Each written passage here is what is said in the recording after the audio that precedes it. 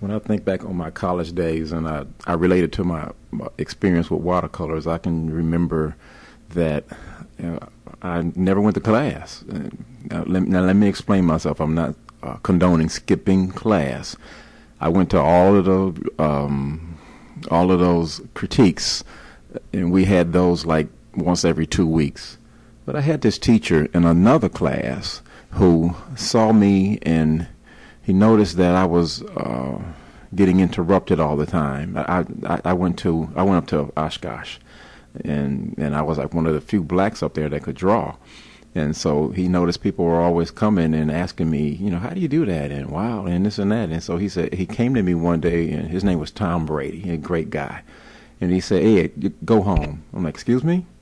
He said, "Go home. I'm noticing that you're not getting a chance to get any work done. Go home and only come for the critiques." So I did that. I went home and I would draw at home, and I was faithful to draw whenever the time for the class was, like if it was 8 to 10 or 8 to 11. From that time, I drew at home, and I would show up for the critiques, and sure enough, I would have like 7, 8, 9, 10, sometimes 20 pieces of artwork, and other students would have 3 or 4 or 5.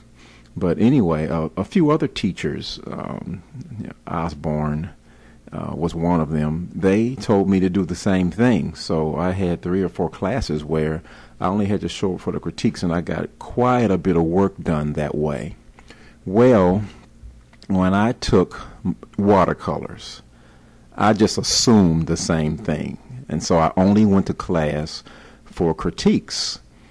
And I know now that I didn't learn a whole bunch, because watercolors is it's difficult to master.